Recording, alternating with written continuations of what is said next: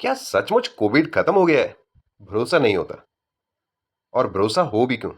जुलाई 2026 में आंध्र प्रदेश से एक नई खबर सामने आई है। Omicron RF.5 variant detected. लेकिन क्या RF.5 एक नया वायरस है? क्या ये डेल्टा से भी ज्यादा डेंजरस है? क्या फिर ये लॉकडाउन आने वाला है? या फिर ये सिर्फ वायरस की नेचुरल एवोल्यूशन का एक हिस्सा है?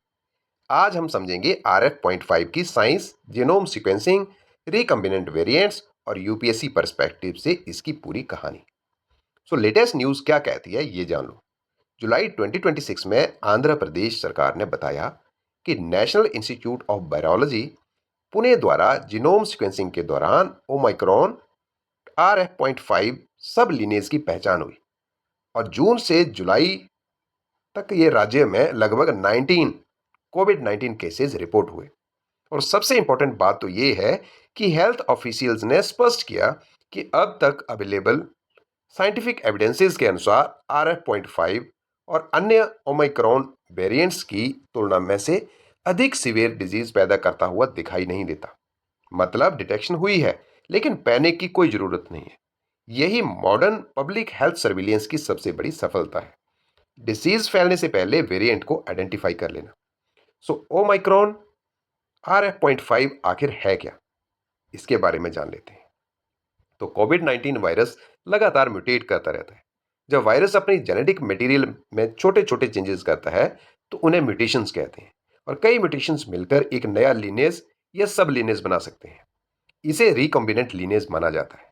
और रिकॉम्बिनेंट का अर्थ है जब किसी व्यक्ति में एक समय पर दो अलग ओमाइक्रॉन लीनियज इन्फेक्शन करें तो रेप्लिकेशन के दौरान दोनों वायरस का जेनेटिक मटेरियल मिक्स हो सकता है और इस जेनेटिक रिशफलिंग से एक नया रिकॉम्बिनेंट वेरिएंट बन सकता है। इसे बायोलॉजी में जेनेटिक रिकॉम्बिनेशन कहा जाता है। सो जीनोम सीक्वेंसिंग कैसे पता लगाती है?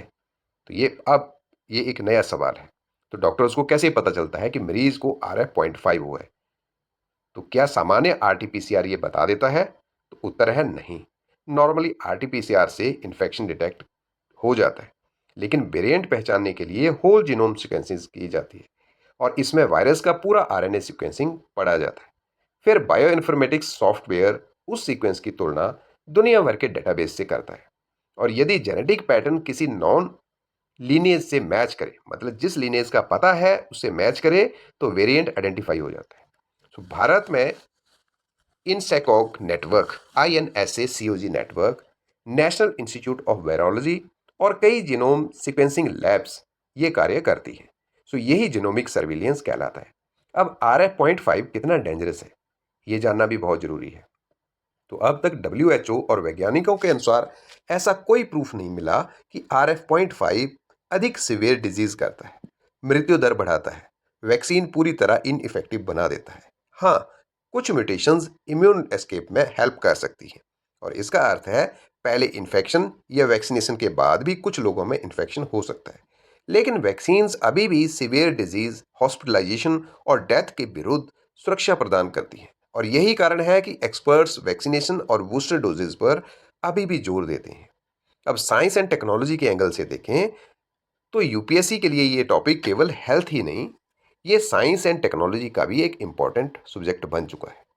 सो इसमें शामिल है genome sequencing, next generation sequencing, RNA biology, bio informatics, artificial intelligence based mutation prediction और ग्लोबल डेटा शेयरिंग और पेंडेमिक सर्विलियंस सिस्टम्स।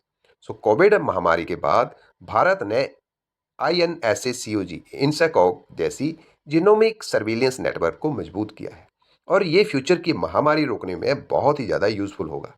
सो यूपीएससी पर्सपेक्टिव से देखें तो ये कई डायमेंशन से पूछा जा सकता है ये टॉपिक, जैसे GS पेपर 2 में public health grievance, centre state coordination, health infrastructure और डिजीज सर्विलेंस। और अगर GS पेपर 3 की बात करें तो biotechnology, genome sequencing, emerging infectious diseases, bioinformatics. और प्रीलिम्स के पॉइंट ऑफ व्यू से difference between mutation, variant, lineage, sublineage, recombinant variant, genome sequencing, RT-PCR, whole genome sequencing, INSECOG, One Health and WHO variant classification. तो इन सभी पर प्रश्न बन सकते हैं। सो कोविड ने हमें एक बहुत इंपॉर्टेंट जो सीख दी है, लेसन दिया है कि वायरस बदलता रहेगा, लेकिन यदि साइंस, टेक्नोलॉजी, जीनोम सीक्वेंसिंग और पब्लिक हेल्थ सिस्टम मजबूत हो तो नए वेरिएंट्स से घबराने की कोई ज़रूरत नहीं। उन्हें समय पर पहचानने की आवश्यकता होती है। RF.5 हमें याद दिलाता है कि पेंडेमिक समाप्त हो सकती है लेकिन सर्विलेंस कभी समाप्त नहीं होती। यदि आपको ये वीडियो अच्छी लगी हो तो इसको लाइक और शेयर जरूर करें, और काशिफ एजुकेशन यदि सब्सक्राइब नहीं किया है तो उसको सब्सक्राइब करें।